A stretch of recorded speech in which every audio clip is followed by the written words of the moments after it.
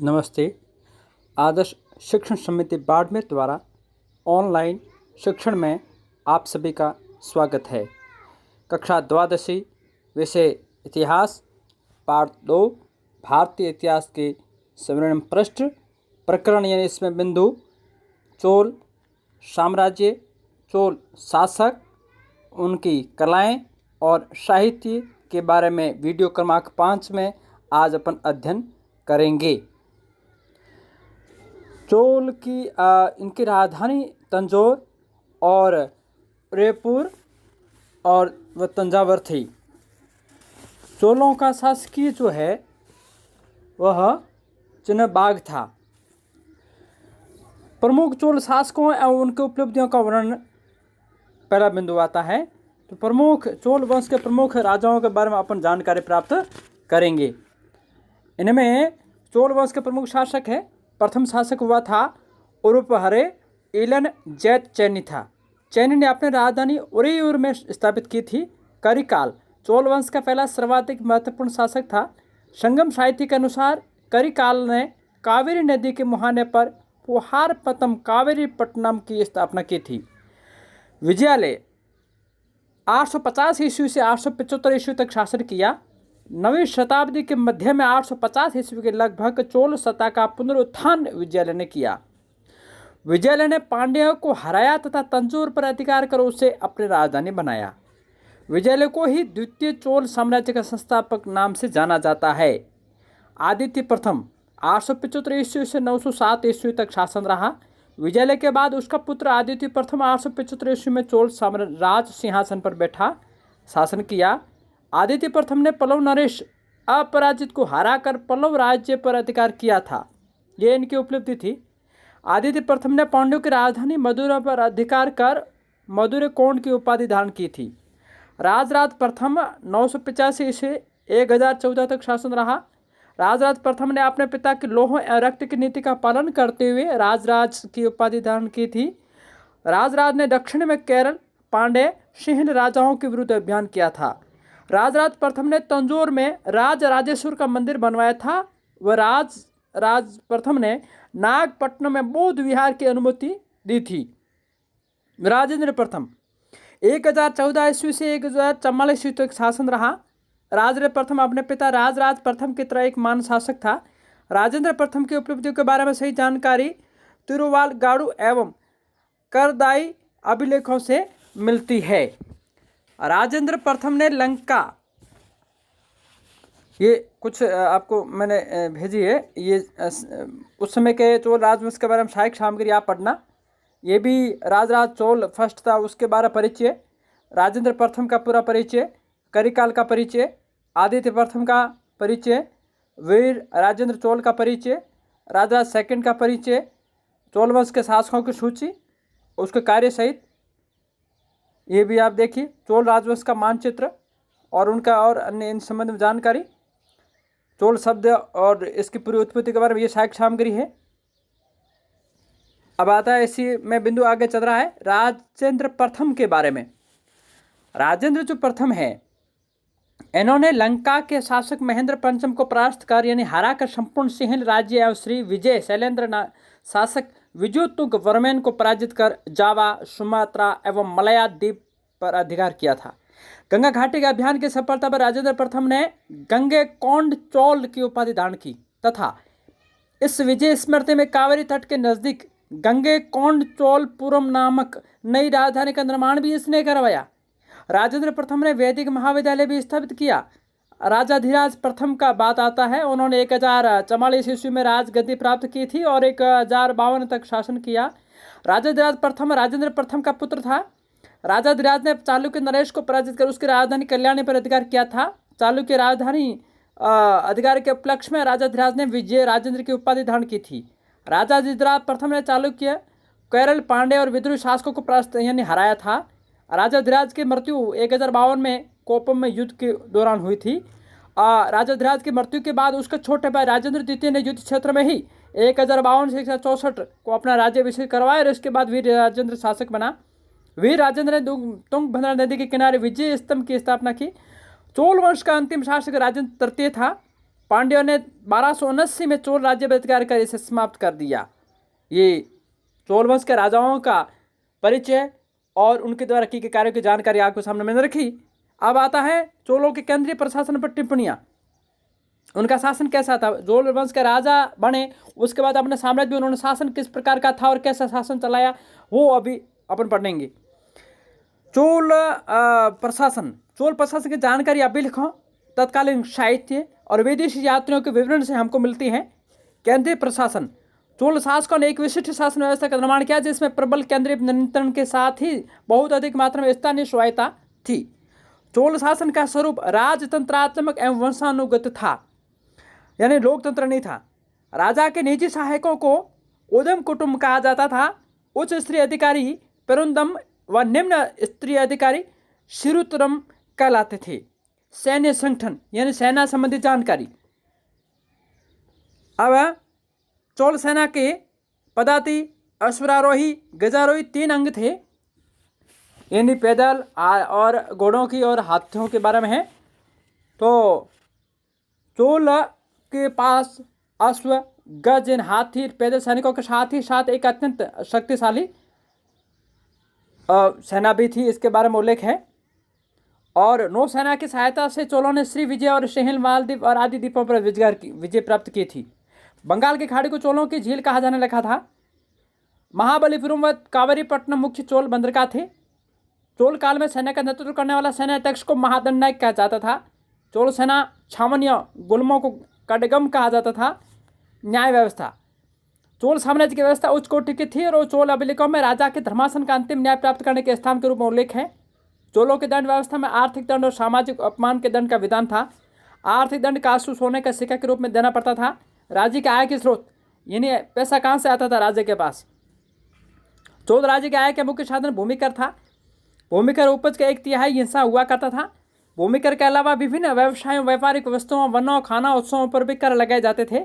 चोल शासकों ने समस्त भूमि की माप कराई। तत्कालीन आपेक्षों से ज्ञात होता है कि राजराज प्रथम और कुलोत्तुंग के पैर की माप ही भूमि की लंबाई मापने की इकाई बनी। कितना अच्छा उदाहरण है। चोल अभिलेखों में भूमि कर के अतिरिक्त अनेक करों का उल्लेख मिलता है, जो इस प्रकार है: आयम, राजस्व कर, मनेयर, गृह कर और कड़ईरे, व्यापारिक प्रतिष्ठा पर लगने वाला कर, और मंगमय यानी व्यवसाय कर, और आजीविका यानी आजीविका पर लगने वाला कर। राजस्व विभाग का उच्च अधिकारी वरित्रोपज्ञ कहा जाता था।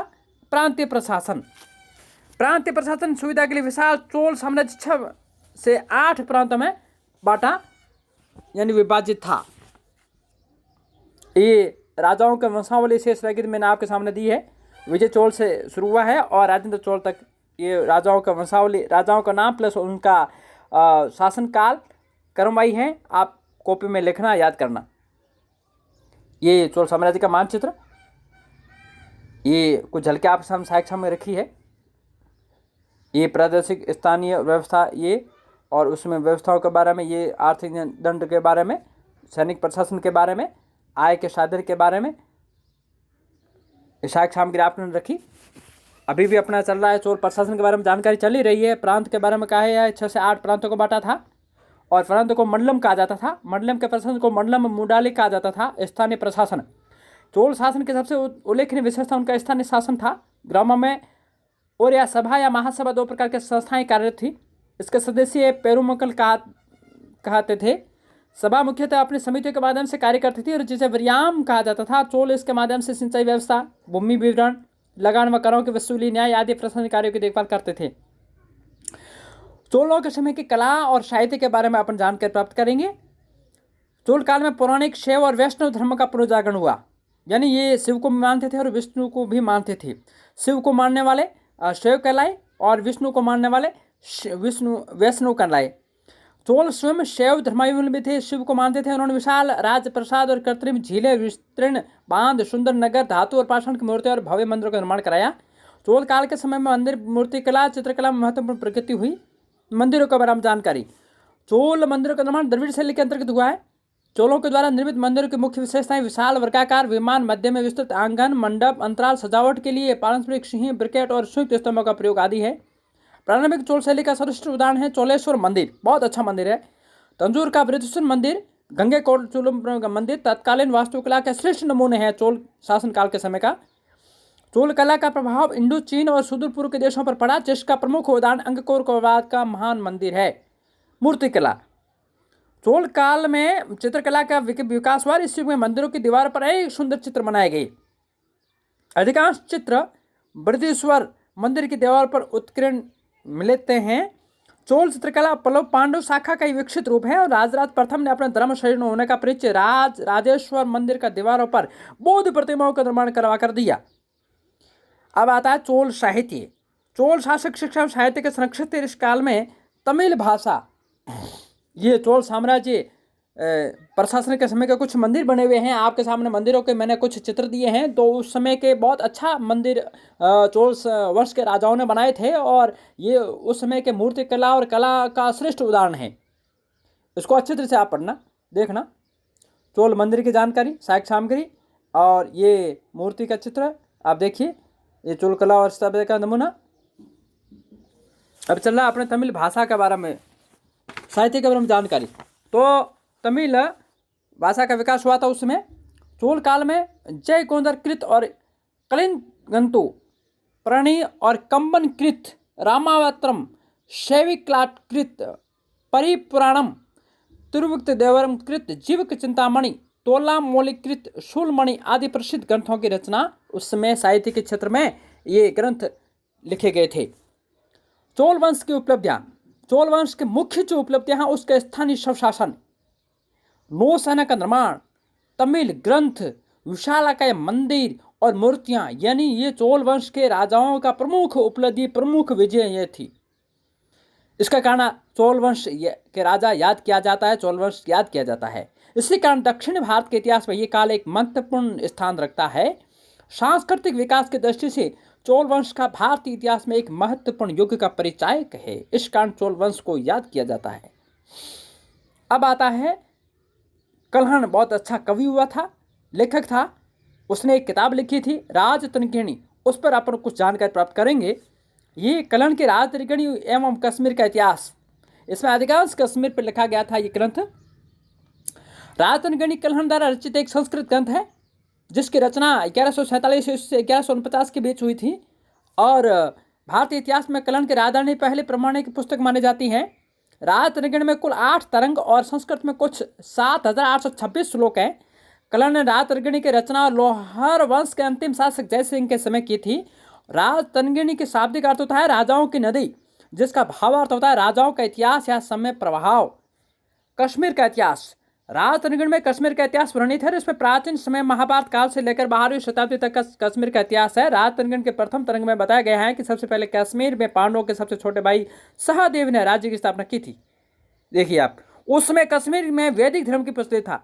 फिर 277 ईस्वी कश्मीर बौद्ध धर्म का आगमन हुआ। कश्मीर के इतिहास पर आधारित इस ग्रंथ की रचना में कल्हण ने 11 ग्रंथों का सहयोग लिया, जिसमें केवल नीलमत पुराण ही अब उपलब्ध है। स्वयं कल्हण ने राजतरंगिणी में कहा है कि इस एक सच्चे इतिहास लेखक वाणी को न्यायाधीश के समान राग द्वेष विनिर्मुक्त मुक्त होना चाहिए, तभी उसकी प्रशंसा होती है। अब अपन जो बिंदु लिए थे प्रकरण में वो सारे बिंदु आज पूरे हो गए हैं। ठीक है, इसके संबंध कुछ सहायक सामग्री और भी हैं। ये उस समय के नटराज की कांस्य मूर्ति प्रतिमा, ये आप अच्छे तरह से पढ़ना और देखना। सहायक सामग्री चोल कला और शायद बार कुछ और सहायक सामग्री दी है। ये उस समय के मंदिर बने गए हैं, बहुत श्रेष्ठ मंदिर है जो आज बनना संभव नहीं है। चोल साम्राज्य में साहित्य धर्म कला के बारे में जानकारी और राजतरंगिणी जो है उसके बारे में कुछ विशेष लिखा है, आप मैंने दिया है और विशेष स्मारक भी सहायक सामग्री है। अब आता है अपने कक्षा कार्य। प्रमुख चोल शासकों की जानकारी, उनकी उपलब्धियों का वर्णन कीजिए। दूसरा प्रश्न चोल वंश का परिचय देते उनकी कला और साहित्य की विवेचना। तीसरा प्रश्न चोल वंश के उपलब्धियों पर टिप्पणी लिखिए। गृह कार्य, चोल वंश के केंद्रीय प्रशासन पर टिप्पणी, कल्हण की राजतरंगिणी पर संक्षिप्त लेख। तीसरा प्रश्न चोल वंश के प्रांतीय प्रशासन की जानकारी।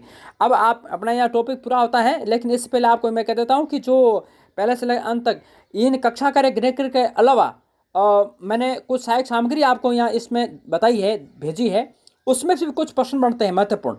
तो इन कक्षा कार्य गृह कार्य के अलावा कुछ महत्वपूर्ण प्रश्न बैंक बना करके कॉपी के अंदर आप लिखना और याद भी करना। कक्षा कार्य गृह कार्य ये तो करना ही है, इनके अलावा भी महत्वपूर्ण प्रश्न बैंक बना करके हर पेज का सहायक सामग्री में से बना करके कॉपी के अंदर लिखना। और याद भी करना। फिर अपना अगले वीडियो क्रमांक 6 के साथ फिर दोबारा मिलेंगे। तब तक के लिए आपको भी राम राम, धन्यवाद।